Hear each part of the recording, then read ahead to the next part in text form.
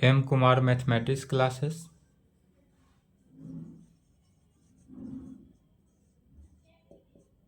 Date हो गया 6 जनवरी 2024। कल 5 जनवरी का क्लास ऑफ था बाबू, थोड़ा ज़रूरी काम था, इसके कारण कल का क्लास नहीं चल पाया था।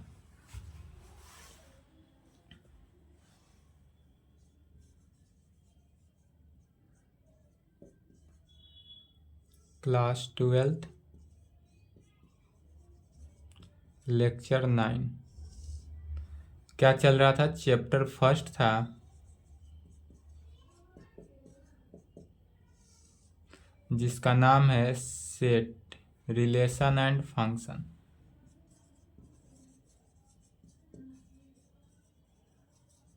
यही चल रहा था, रिलेशन एंड फंक्शन। यदि आपका एग्जाम की तैयारी नहीं है तो आप एग्जाम की तैयारी करें, ठीक है। अब तक जितने भी 13 चैप्टर है, टोटल 13 चैप्टर में 11 चैप्टर पूरे कंप्लीट है। वही 11 चैप्टर से आपका अधिकांशतः एग्जाम में क्वेश्चन आएगा। 2 चैप्टर जो है, यह चैप्टर 1 भी लगभग कंप्लीट पर है। उसके बाद एक चैप्टर 13 बचेगा, वह छोटा सा चैप्टर है प्रोबेबिलिटी। हम सभी चैप्टर को कंप्लीट कराएंगे। यदि आपका कंप्लीट है एग्जाम तो ये पढ़े, और यदि अभी एग्जाम में आपको लग रहा हो ऐसा कि नहीं अभी बहुत कुछ पढ़ना बाकी है, तो आप रिलेशन एंड फंक्शन को नहीं पढ़े। क्योंकि रिलेशन एंड फंक्शन से मैक्सिमम आपको क्वेश्चन पूछेगा तो 5 नंबर, ऑब्जेक्टिव सब्जेक्टिव मिलाकर। यह लॉन्ग क्वेश्चन कभी नहीं रहेगा, यह शॉर्ट क्वेश्चन रहेगा और ऑब्जेक्टिव रहेगा, ठीक है। तो इसमें जितना भी रिजल्ट पढ़े थे, 1 1 function, onto function, 1 1 onto function, many one function, into function, सभी को ध्यान में रख लिए। अब उसके आगे लिखेंगे सम इम्पोर्टेंट फंक्शन, टॉपिक डालेंगे सम इम्पोर्टेंट फंक्शन। कुछ हमारे पास इम्पोर्टेंट फंक्शन है, इस फंक्शन को लिखते हैं। चलिए टॉपिक डालेंगे सम इम्पोर्टेंट फंक्शन। इसमें पहला नंबर में लिखते हैं identity function. Identity function, identity function क्या है यह समझते हैं। आइडेंटिटी फंक्शन ऐसा फंक्शन हुआ जो कि यदि कोई फंक्शन एफ लेकर चलते हैं, वह फंक्शन एफ जो है एक्स में डिफाइंड हो, और यह जो एक्स हो for all x belongs to किस में, सेट ऑफ ए के कंडीशन में। माने एक्स ऐसा सेट लेकर चलेंगे, जैसे कि कोई 2 सेट ले लेते हैं। यदि यह कोई सेट ए है, सेट ए का फंक्शन, यह फंक्शन कार्य करेगा कैसा, तो सेट ए का फंक्शन पुनः सेट ए में ही अगर कार्यरत हो, सेट ए का फंक्शन जो है वह सेट ए में ही हो, वह कैसा फंक्शन कहलाता है, आइडेंटिटी फंक्शन, या इसी का नाम पड़ जाता है यूनिट फंक्शन।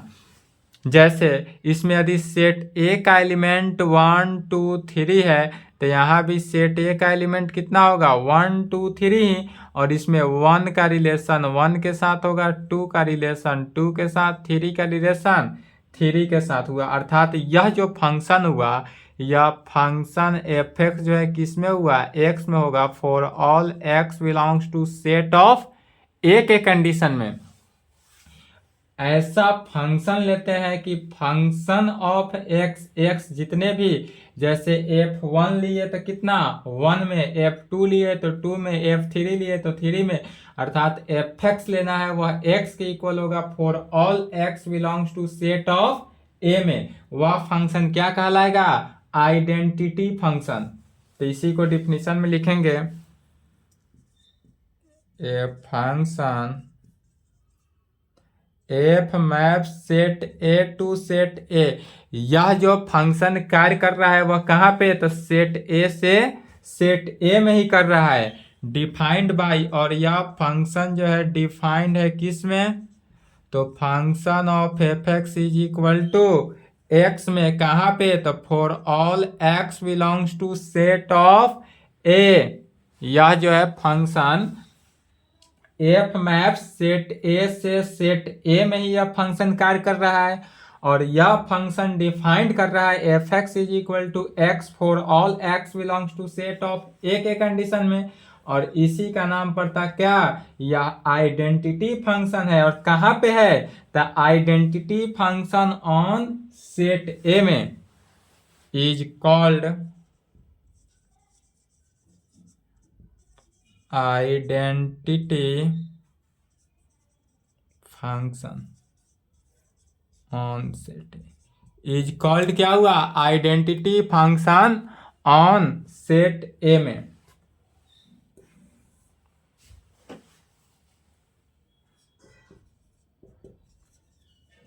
द आइडेंटिटी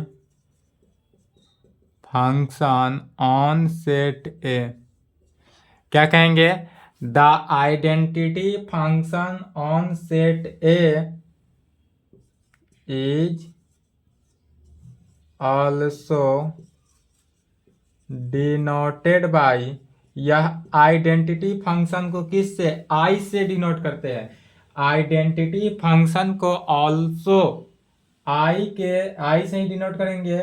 और यह आई कैसे लिखेंगे, तो I maps set A to set A में। यहाँ जो फंक्शन एफ लिखते थे, यह आइडेंटिटी फंक्शन में क्या लिखते हैं, आई लिखते हैं सिर्फ आइडेंटिटी फंक्शन के लिए।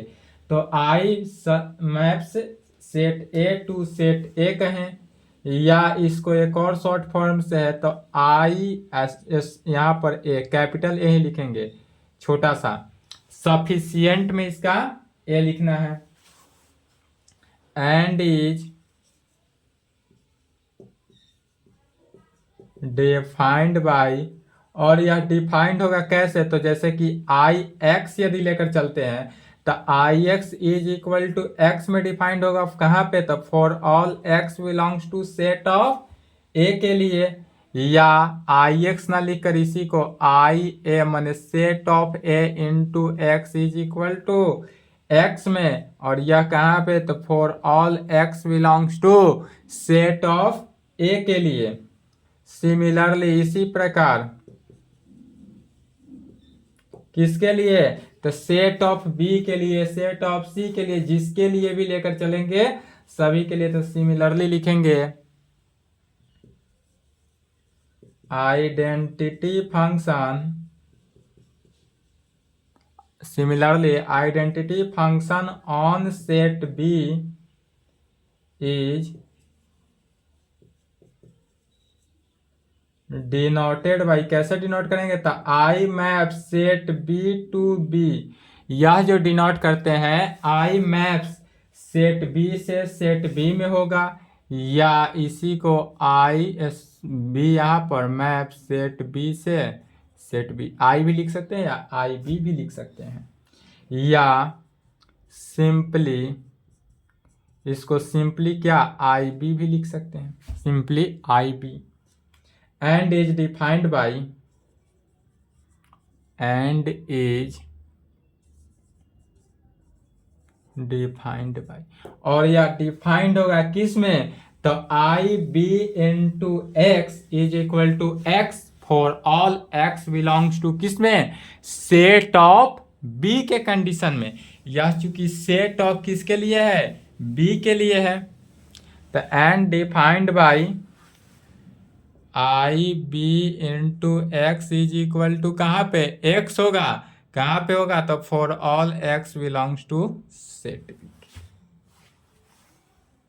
जैसे कि एग्जाम्पल में अगर हम मान लेते हैं मान लेते हैं सेट ए हमारे पास कितना है 1 2 3, यह क्या लेकर चलते हैं, सेट ए है। एंड अब सेट ए हमको दिया हुआ है,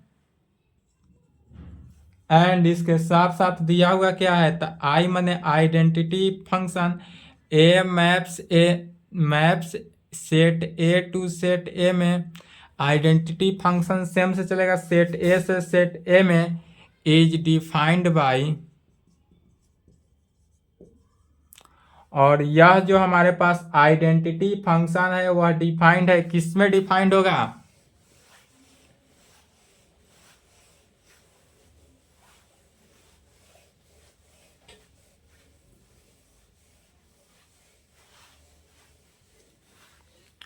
तो यह जो आइडेंटिटी फंक्शन है डिफाइंड है आई एक्स, यहाँ पर सफिशियंट में भी लिख सकते हैं कहाँ पे X, for all x belongs to कहाँ पे सेट ऑफ ए के लिए, इसलिए कहेंगे I is the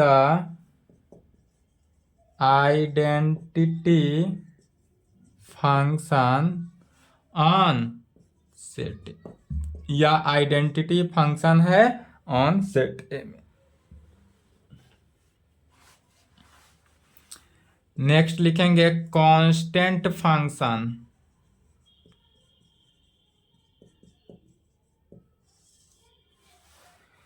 constant function क्या है? तो कांस्टेंट फंक्शन ऐसा फंक्शन लेकर चलेंगे, यदि कोई ऐसा फंक्शन मान लेते हैं, कोई दो सेट लेकर चलना है इसमें, यदि यह सेट ए हो सेट बी हो, सेट ए का एलिमेंट 1 2 3 4 मान लेते हैं, सेट बी का एलिमेंट ए बी सी मान लेते हैं, ए सेट ए से सेट बी में कोई फंक्शन कार्य कर रहा है, यहाँ पे क्या कर रहा है? तो सेट ए से सेट बी में कोई फंक्शन इस प्रकार कार्य कर रहा है कि सेट ए का प्रत्येक एलिमेंट सेट बी के वन एलिमेंट के साथ फंक्शन कार्य कर रहा है। क्या किया? सेट ए का ईच एलिमेंट सेट बी का वन एलिमेंट के साथ रिएक्शन किया, तब कह सकते हैं a function F map set A to set B, set A से सेट बी में है, is called constant function if all the elements of set. या क्या कह रहा है? A function F map set A to set B is called constant function. या कैसा फंक्शन है? कांस्टेंट फंक्शन है इफ यदि all the element of set A का all element corresponds with the unique element of set B में, set A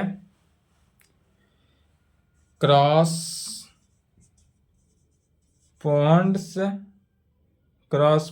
with the, साथ में लिखना है, corresponds with the unique element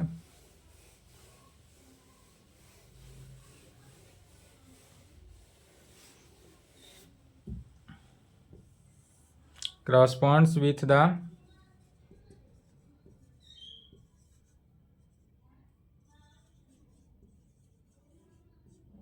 unique element. Unique element कहने का मीनिंग क्या हुआ? Only one element. Unique element मैंने क्या हुआ? Only one element of set B में। जैसे मान लेते हैं लेट सेट ए का एलिमेंट कितना लिए हैं? 1 2 3 4। या जो है 1 2 3 4 सेट ए का एलिमेंट लिए एंड सेट बी का एलिमेंट कितना है? ए बी सी लिया गया है।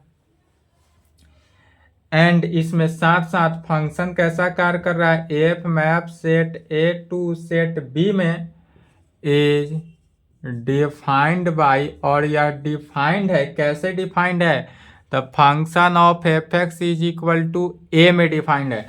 माने सेट ए एक्स का मीनिंग हुआ कि यह सेट ए का ईच एलिमेंट जो है जितना भी रखे वह किसके इक्वल है? ए के ही इक्वल है।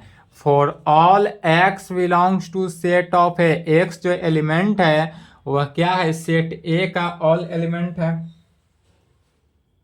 तब कहेंगे है यार यहाँ पर F x is equal to A दिया हुआ है कहाँ पे? For all x belongs to set of A के कंडीशन में, इसलिए एफ ऑफ 1 भी रखे तो ए का वैल्यू आएगा, F2 भी निकाले तो ए आएगा, F3 भी निकाले तो ए आएगा, F4 भी निकालेंगे तो कितना आएगा? ए ही आएगा। जितने भी वैल्यू रखेंगे एक्स के जगह पर जितना भी लिखा जाए वह किसके इक्वल, ए के, चूंकि एफ एक्स क्या है, फॉर ऑल। यहाँ पर भी देखेंगे सेट ए का ऑल एलिमेंट जो है वह क्रॉसपॉन्ड कर रहा है unique element, that is only one element से क्रॉसपॉन्ड किया।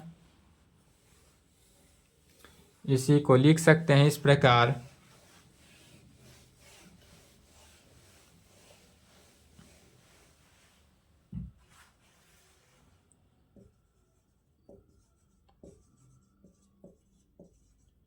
which shows that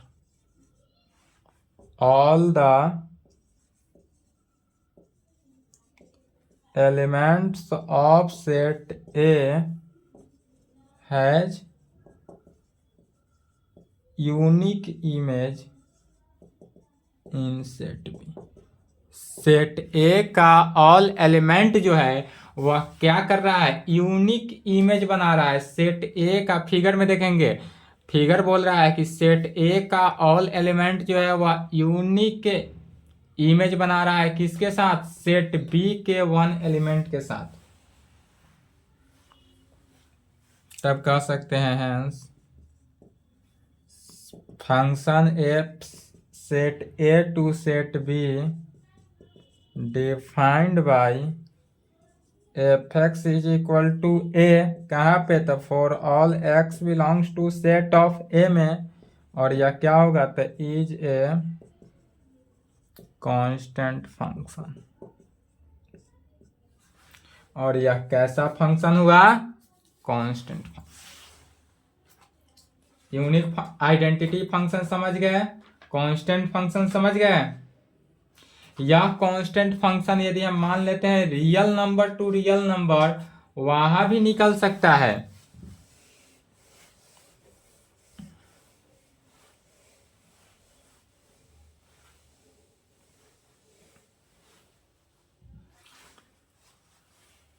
तीसरा लिखना है इनवर्स फंक्शन। तीसरा क्या कहेंगे, इनवर्स फंक्शन। इनवर्स फंक्शन में क्या होगा सो समझना है। इसमें भी क्या किए, दो सेट लेना है, सेट ए है सेट बी है। सेट ए से सेट बी में एक फंक्शन कार्य कर रहा है, सेट ए से सेट बी में क्या हो रहा है, एक फंक्शन कार्य करता है। मान लेते हैं यदि सेट ए का एलिमेंट एक्स है तो वह सेट बी का एलिमेंट एफ एक्स होगा, और एफ एक्स, और यह एफ एक्स जो है किसके इक्वल, वाई के इक्वल। तो जब सेट ए में एक्स लिए तो वह फंक्शन एफ एक्स हुआ। तब यदि हम सेट बी में वाई ले लेते हैं, या चलिए सेट ए में यदि हम एफ एक्स ले ले, अब सेट ए में एफ एक्स ले ले तो सेट बी में क्या होगा समझना है। यदि एफ इनवर्स वाई करते हैं तो एफ इनवर्स वाई जो है किस में, एक्स में।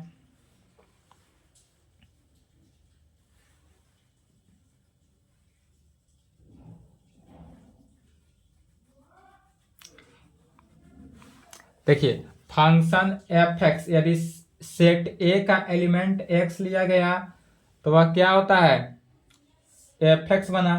एफ एक्स को हम वाई मान लेते हैं।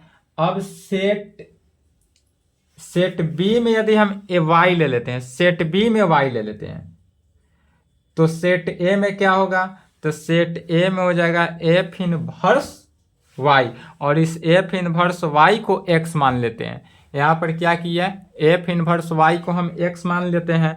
दिस इम्प्लाइड यहाँ पर फंक्शन एफ एक्स जो हुआ किसके इक्वल हुआ, वाई के इक्वल। इसी को लैंग्वेज में लिखना है।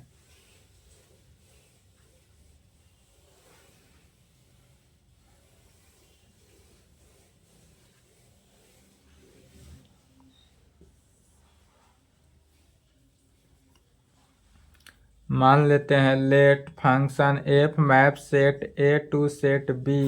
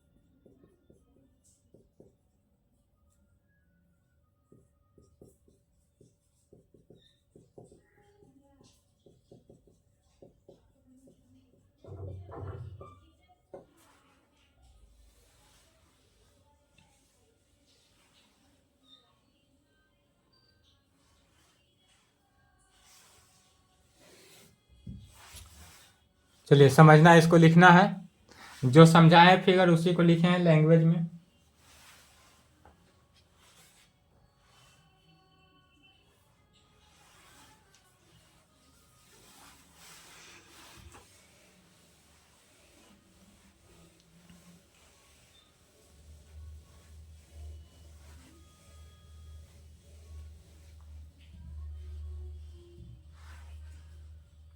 ये सब डिफिनीशन एग्जाम में नहीं पूछेगा, डिफिनीशन सिर्फ आपको समझने के लिए बताया जा रहा है। नेक्स्ट लिखेंगे कंपोजिशन फंक्शन। कंपोजिशन फंक्शन क्या है, या कंपोजिशन फंक्शन का ही एक और नाम हो जाता है प्रोडक्ट कहें या कंपोजिट ऑफ फंक्शन कहें, इसी का नाम पड़ जाता है, प्रोडक्ट भी कह सकते हैं या कंपोजिट ऑफ फंक्शन। ठीक है, इसको भी समझना है, फिगर समझ लेना है, पुनः क्या करना है, लैंग्वेज लिख लेना है। यदि सेट, दो सेट पहले लेंगे, सेट ए ले लेते हैं, सेट बी ले लेते हैं। ठीक है, दो सेट ले लेते हैं। सेट ए से सेट बी में क्या हो रहा है, एक फंक्शन, ऐसा फंक्शन कार्य कर रहा है, एफ से डिनोट करने का मीनिंग क्या हुआ, यह फंक्शन है। तो सेट ए से सेट बी में क्या हो रहा है, फंक्शन कोई कार्य कर रहा है। यदि सेट ए का एलिमेंट हम एक्स रखते हैं तो यह फंक्शन सेट बी में जाकर क्या हो जाता है, एफ एक्स हो जाएगा। एफ एक्स कहने का मीनिंग जो फंक्शन कार्य होगा उस फंक्शन को कंपोजिट कर रहा है। तो एफ एक्स जो है, एक्स जो है एफ एक्स में हो गया, और यह एफ एक्स फंक्शन जो है, इस एफ एक्स फंक्शन को वाई मान लेते हैं। एफ एक्स फंक्शन को क्या किए, वाई मान लेते हैं। इस कंपोजिट फंक्शन में क्या कहता है, इसके अलावा एक और सेट लेते हैं, इसका नाम सेट सी पड़ता है। या सेट एक और लिए, इस सेट का नाम क्या पड़ा, सी। इसको अच्छा समझना है, इस पे क्वेश्चन भी है आपको बुक में। तो यह सेट जो है, अब चूंकि सेट ए से सेट बी तो चला गया, अब सेट बी से सेट सी में जो फंक्शन कार्य किया, इस फंक्शन का हम नाम ले लेते हैं क्या, यह जो फंक्शन है, या यहां ले लेते हैं, कहीं भी ले सकते हैं, या सेट सी ले लेते हैं, या सेट सी। अब सेट ए से सेट बी में एफ कार्य किया, और सेट बी से सेट सी में जो है वह जी फंक्शन कोई कार्य कर रहा है। यहाँ पर जो फंक्शन कार्य किया उस फंक्शन का क्या नाम ले लेते हैं, जी फंक्शन कार्य किया। तो अब यहाँ पर सेट एक्स लिए तो यहाँ पर वाई हुआ, तो इसमें भी जब जी फंक्शन को कार्य कराएंगे तो यह क्या होता है, जी वाई हुआ। यह क्या हुआ, जी वाई हुआ। और यह जी वाई जो हुआ वह किसके इक्वल हुआ, ध्यान देंगे तो जी वाई, और जी के वाई जो है किसके है, वाई एफ एक्स के इक्वल है। तो इसको लिख सकते हैं जी एफ एक्स, इस प्रकार से। तो यह टोटली इस प्रकार हुआ, G of F X, G of F X. फिर सेट सी जो है, और अब यदि सेट सी को सेट ए के साथ रिएक्शन कराते हैं, रिएक्शन नहीं मैंने, सेट सी को सेट ए के साथ यदि कोई फंक्शन कार्य करता हो, फंक्शन जब ऐसा कार्य करेगा जो सेट ए, या जो है अब सेट ए से सेट सी में डायरेक्ट आ रहा है, यह कैसा फंक्शन आया, सेट ए से सेट सी में डायरेक्ट आया। तो जब सेट ए से सेट सी में फंक्शन जो कार्य किया उस फंक्शन का नाम दे देते हैं गॉफ।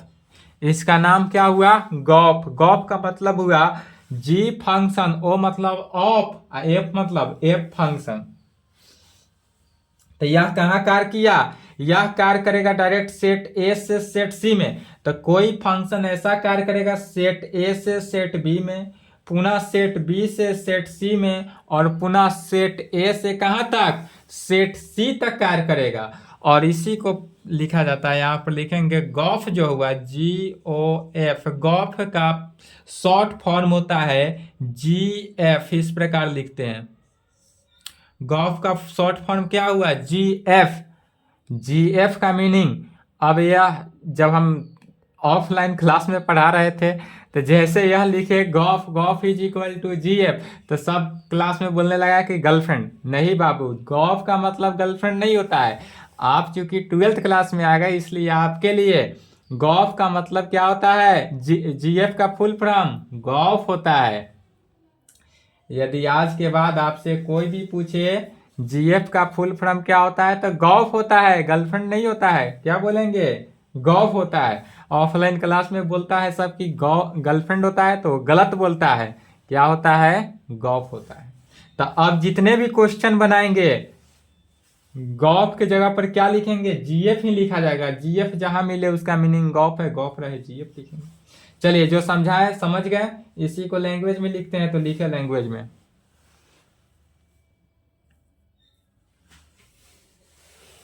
फिगर बना लेंगे। फिगर जैसे जैसे बनाया है वैसा ही बनाना है।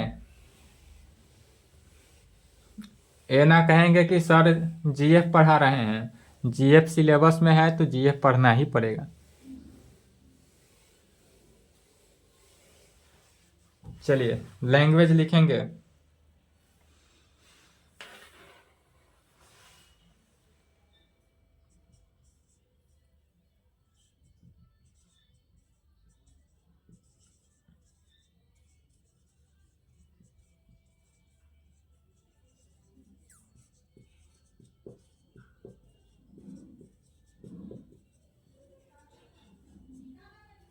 Set A to set B में, एंड जी भी क्या है? फंक्शन है। जी जो है वह कहाँ से? बी से सी में जा रहा है।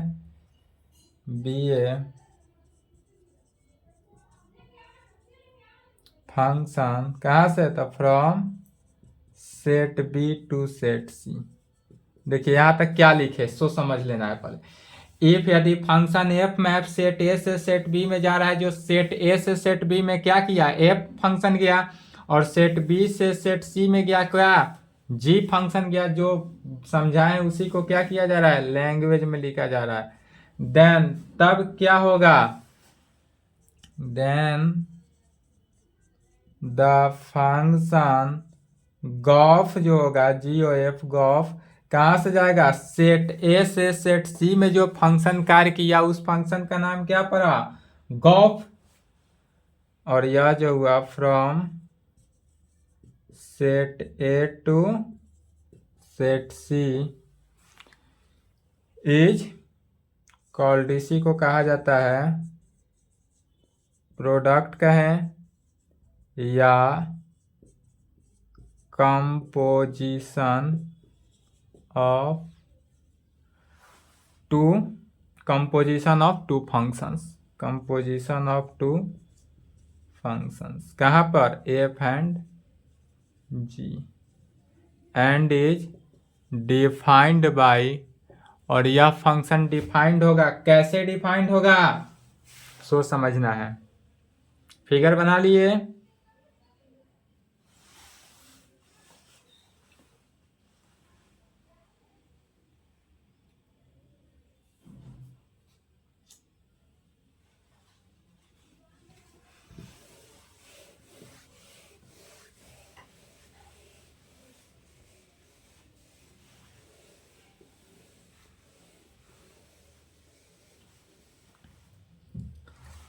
यह जो फंक्शन होगा हमारा डिफाइंड होगा कैसे? तो जी ओ एफ माने गॉफ जो है एक्स में डिफाइंड हुआ, यह इसी को जी एफ इंटू एक्स, जी एफ इंटू एक्स हुआ। यह जी एफ जो हुआ यह कैसा किया, तो प्रोडक्ट ऑफ टू कंडीशन, तो G of middle bracket F X commutative को होल्ड कर रहा है कहाँ पे, for all x belongs to set of A के कंडीशन में। सिमिलरली इसी प्रकार गॉफ को उल्टा करेंगे तो क्या बनेगा, फॉग बनेगा। तो यह गॉफ और फॉग दोनों है आपके क्वेश्चन में। जब क्वेश्चन पलट कर देखेंगे तो वहां पर गॉफ भी मिलेगा और फॉग भी मिलेगा।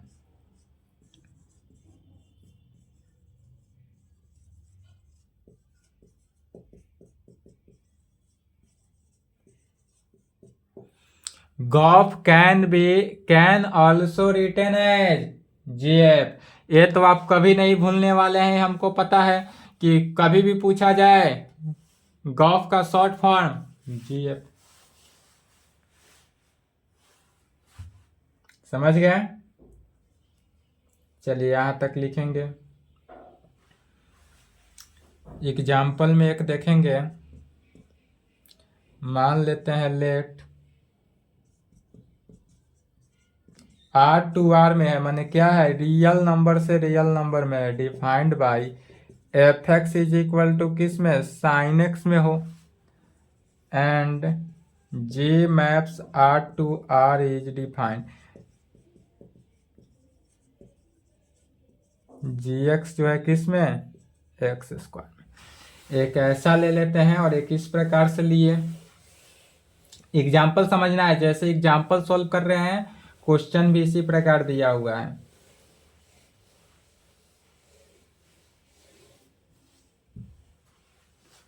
देन तब for all x belongs to R we have, x belongs to R कहने के मीनिंग आर जो है यह क्या है, आर जो है वह रियल नंबर है, रियल नंबर में है।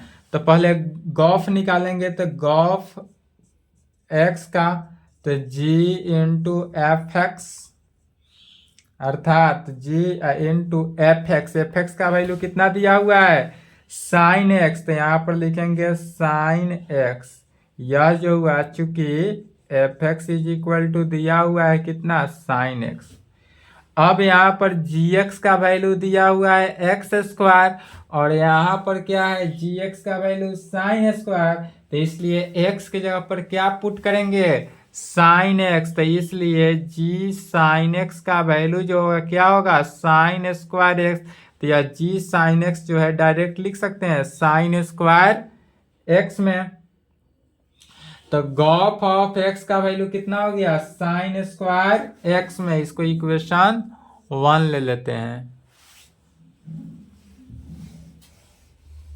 अब सिमिलरली लिखे थे फॉग का वैल्यू निकालना, जब गॉफ निकाल लिए तो फॉग निकालेंगे, फॉग का उल्टा होता है। तो एंड एफ ओ जी माने फॉग एक्स का वैल्यू निकालना है, अर्थात एफ ऑफ जी एक्स।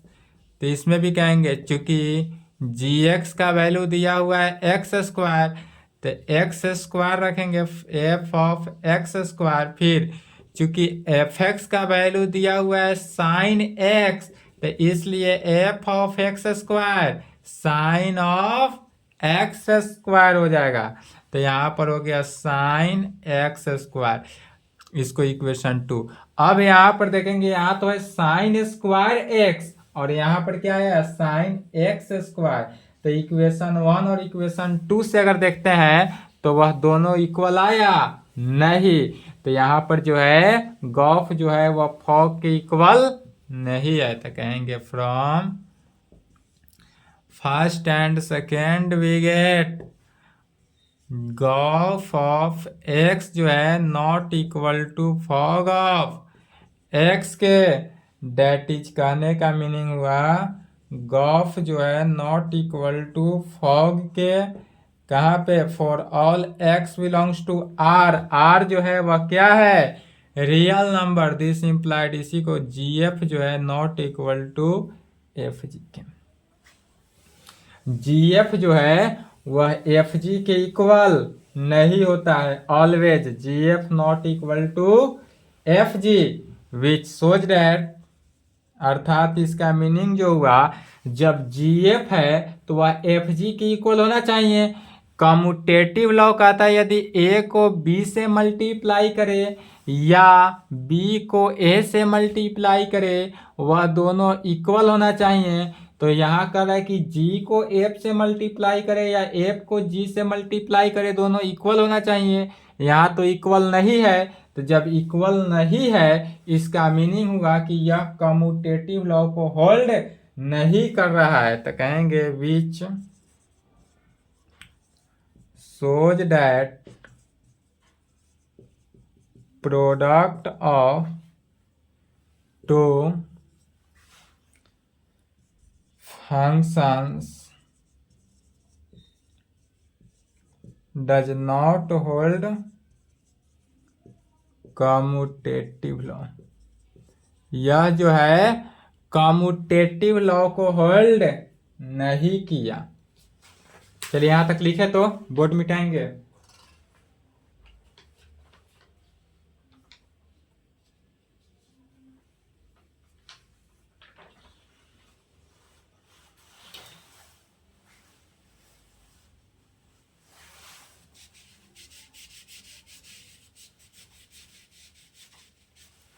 चलिए लिख लिए।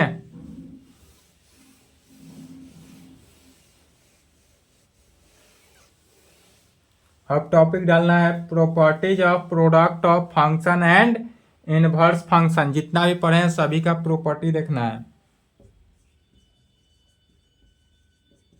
प्रॉपर्टीज ऑफ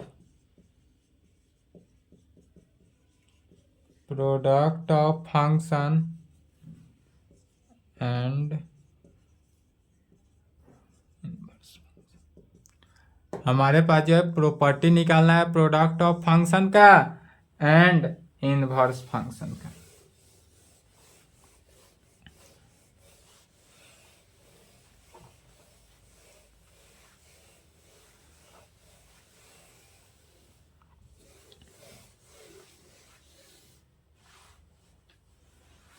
पहला प्रॉपर्टी लिखेंगे।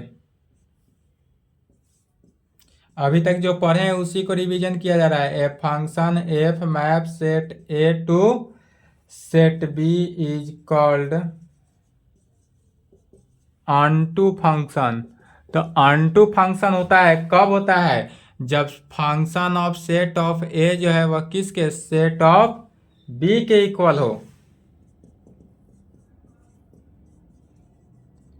A function F map set A to set B is called one function.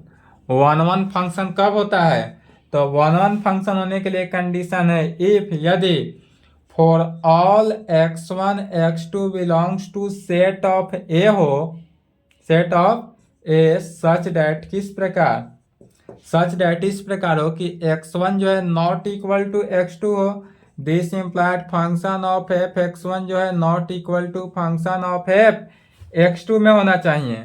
या एक और होता है कि यदि फंक्शन ऑफ एफ x1 जो है is equal to function of f x2 हो, दिस इम्प्लाइड x1 जो है किसके, x2 के इक्वल हो। तीसरा प्रॉपर्टी लिखेंगे इफ यदि function F map set A to set B one onto function, one onto function होने के लिए क्या होना चाहिए, देन तब वन अनटू फंक्शन हो तब f inverse map set B to set A, या जो होना चाहिए सेट बी से सेट ए, उल्टा एफ इनवर्स। तो एफ इनवर्स कहने का मीनिंग इनवर्स फंक्शन से सेट बी से कहा जाना चाहिए, सेट ए में एग्जिस्ट करना चाहिए। या क्या होना चाहिए, एग्जिस्ट करना चाहिए। कैसे, तो सच डैट एग्जिस्ट भी करे और इस प्रकार से करे कि फंक्शन ऑफ एफ एक्स जो है इज इक्वल टू क्या हो, वाई हो। दिस इम्प्लाइड वाइड इम्प्लाइड इसको बोला जाता है, दिस इम्प्लाइड वाइड इम्प्लाइड मैंने दोनों तरफ से एफ इनवर्स वाई जो होगा वह किसके, एक्स के इक्वल होगा। कहाँ पे होगा, तो for all x belongs to set of A and Y belongs to set of B में, for all x belongs to set of A and Y belongs to set of B के condition में।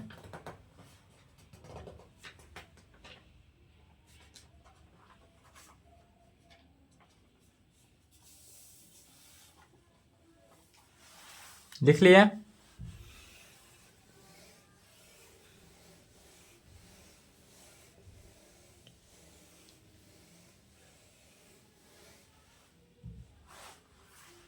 चौथा property लिखेंगे,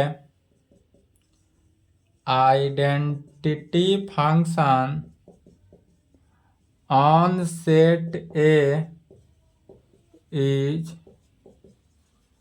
denoted by I A. Identity function on set A में हो, यदि हमारा identity function जो है वह किस में, सेट ए में हो, तो इसको आई ए इस प्रकार से डिनोट करते हैं, एंड इज डिफाइंड बाई, और यह डिफाइंड होता है किस में, तो I A into x is equal to X, कहाँ पे, for all x belongs to set of A के कंडीशन में। सिमिलरली इसी प्रकार यदि बी के लिए हो तो क्या कहते हैं, जब सिमिलरली जब यह बी के लिए हो तब इसको क्या कहते हैं, I B into x is equal to X for all x belongs to set of B के लिए। इतना प्रॉपर्टी को याद रखेंगे। इसके बाद एक और है,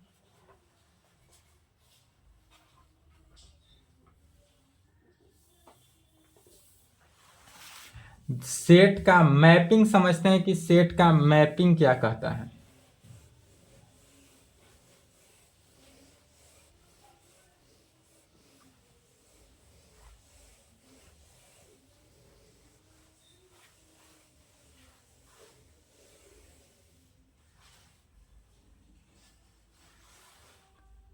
प्रॉपर्टी 5वां नंबर में लिखे होंगे, 6ठा नंबर में लिखेंगे सेट मैपिंग।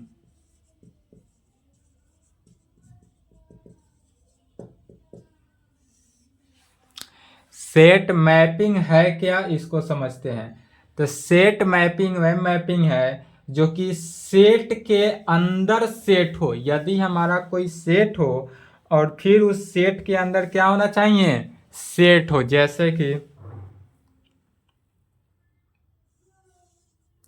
यदि दो सेट ले लेते हैं, सबसे पहले यह क्या है, सेट है, मान लेते हैं यह सेट ए है, ठीक है, और यह क्या है, से function of A set A का फंक्शन है, मैंने यहाँ फंक्शन कार्य किया। यह जो है सेट ए से सेट बी में क्या किया, फंक्शन कार्य किया, तो यह सेट ऑफ ए है, सेट ए होगा, मैंने सेट ए का ही फंक्शन है। अर्थात यदि यह सेट ए का एलिमेंट एक्स है तो यह फंक्शन जो है सेट एफ एक्स हुआ। अब पुनः इस जो सेट है इसको भी एक अगर सेट में ले ले, और यह भी सेट है, इसको एक सेट में ले लें, यह भी यदि इसको ले लिया जाए, इसको क्या करते हैं, कैपिटल एक्स, सेट को ऑलवेज कैपिटल से डिनोट करते हैं, इसको वाई ले लेते हैं। तो इसमें भी यदि कोई फंक्शन इस प्रकार से कार्य करता हो कि सेट के अंदर सेट है, दो सेट है, कहेंगे if f map set a to x to y be a function from set x into set y में, यह जो है सेट x से कहाँ तक, सेट y में होगा, एंड a क्या है, सबसेट हो किसके, x के। a जो है सेट ऑफ a, जो या सेट a का मीनिंग क्या हुआ, सेट a है, यह तो पहले सेट a है, यह सेट a है किस में, सेट x में। यहाँ पर दो सेट कार्य कर रहा है, ध्यान से समझेंगे। यहाँ पर कितने टोटल दो सेट है, एक सेट a है, दूसरा सेट x है। तो यह सेट a जो है और यहाँ पर सेट x है, तो सेट a क्या है, सबसेट है सेट x का। इस कंडीशन में सेट a जो है वह सबसेट है किसका, सेट एक्स का, और जब यह सबसेट हो देन तब उस कंडीशन में क्या कहते हैं, फंक्शन ऑफ सेट ए जो है is equal to set of F x such that, इस प्रकार हो कि एक्स जो है बिलोंग्स करता हो किस में, सेट ऑफ ए में। यदि ए जो है वह सबसेट ऑफ सेट एक्स में हो देन तब एफ ऑफ ए जो है वह इक्वल है किस में, function of F x such that इस प्रकार हो, और इसी का नाम पड़ता है image of set under the function. तो इसी को कहेंगे is called image of set under the function f and is also called set mapping, also called set। और इसका मैपिंग किस प्रकार होगा,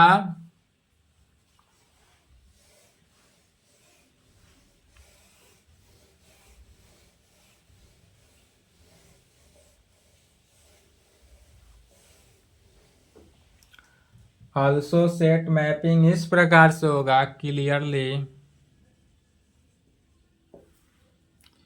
function of F X belongs to किस में, function of A this implied by implied X belongs to set of A के condition में। यहाँ पर जो फंक्शन कार्य किया या फंक्शन कैसा हो रहा है, एफ एक्स जो है बिलोंग्स टू हुआ f A this implied by implied x जो है वह बिलोंग्स करता है किस में, एफ एक्स में।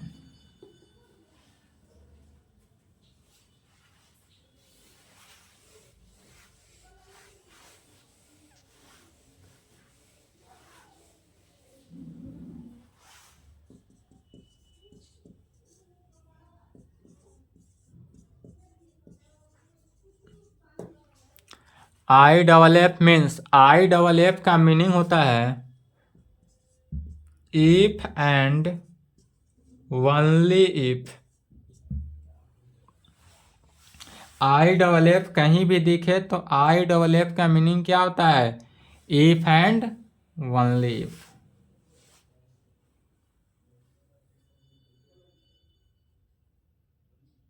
मतलब इसको टोटल दो पार्ट में if part and only if part भी लिख सकते हैं। इफ एंड ओनली इफ बोला जाता है, इफ पार्ट भी कह सकते हैं एंड ओनली इफ पार्ट भी बोल सकते हैं। ठीक है, यहाँ तक कंप्लीट करेंगे। आज की क्लास को यहीं पे संपन्न करते हैं। इसके आगे नेक्स्ट क्लास में चलेगा प्रॉब्लम। ठीक है, प्रॉब्लम बनाएंगे। प्रॉब्लम आपको अधिकांशतः बन जाएगा एनसीईआरटी बुक से।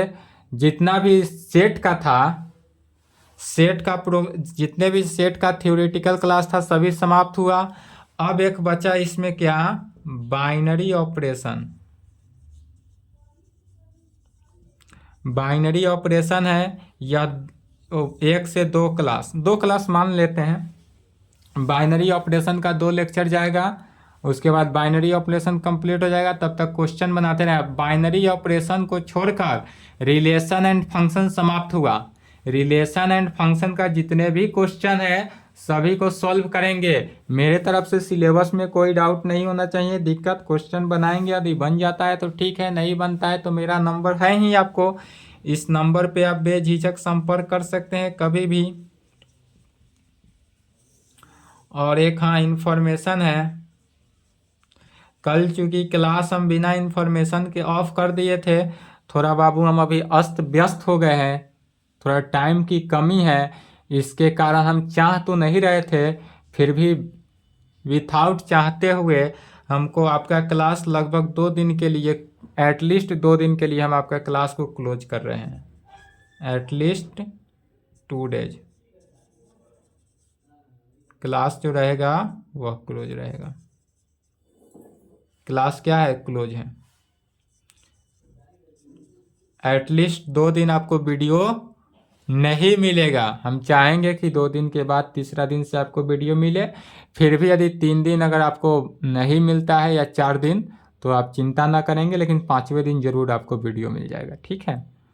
तो एटलीस्ट 2 डेज क्लास क्लोज है, माने 2 दिन कम से कम आपको कोई वीडियो नहीं मिलेगा, ना 11th का मिलेगा ना 12th का मिलेगा, ठीक है। तो 2 दिन की छुट्टी दे रहे हैं, 2 दिन में जितना भी है थोड़ा हमको ज़रूरी काम है, इसके कारण 2 दिन के लिए क्लास को क्लोज कर रहे हैं, ताकि 2 दिन में आप 2 दिन के बाद आएंगे तो हम पहले बाइनरी ऑपरेशन ही पढ़ाएंगे, ठीक है। थ्योरेटिकल क्लास बाइनरी ऑपरेशन का करा देंगे, उसके बाद ही हम प्रॉब्लम बनाएंगे। तब तक आप लोग जो है बाइनरी ऑपरेशन छोड़कर जितना भी है सभी का प्रॉब्लम बना ले। चूँकि आज का क्लास थोड़ा लंबा हो गया, 50 मिनट का हम इसलिए बना दिए हैं ताकि टॉपिक को कंप्लीट कर दिया जाए, इसी के कारण आज का क्लास चला है। तो यहाँ तक कंप्लीट करें, इसके आगे नेक्स्ट क्लास की डेट तो फिक्स नहीं दिए हैं। आज 6 तारीख हो गया, 7-8 क्लोज रहेगा, 7-8 2 दिन तक क्लोज ही रहेगा। 9 को आपको वीडियो मिल भी सकता है, नहीं भी मिल सकता है, लेकिन 10 को चांस है, या नहीं अगर मिला तो 11 को तो कंफर्म है कि 11 से आपको क्लास मिलेगा ही, 10 भी मिलेगा। चलिए 7-8 ऐसे 2 दिन के इन्फॉर्म कर रहे हैं, 9 को भी हम दे सकते हैं वीडियो, टाइम मिला तो 9 को भी वीडियो मिल सकता है आपको, ठीक है। यहाँ तक कंप्लीट करें, इसके आगे चलेगा बाइनरी ऑपरेशन। क्वेश्चन बनाते रहेंगे और आप जितना भी हो सके एग्जाम की तैयारी करें। कोई भी डाउट होता है, 11th chapter total all 11 chapter जितने खत्म हो चुका है, कहीं से डाउट हो तो बेझिझक आप इस नंबर पर हमसे संपर्क करें। एग्जाम का पैटर्न क्या होगा, एग्जाम में कैसे क्वेश्चन लिखना है, एग्जाम के प्रति कोई भी दिक्कत, डाउट, सस्पेंशन हो तो आप इस नंबर से हमसे संपर्क कर सकते हैं, डायरेक्टली हम संपर्क करेंगे आपसे, ठीक है। ये मेरा पर्सनल नंबर है।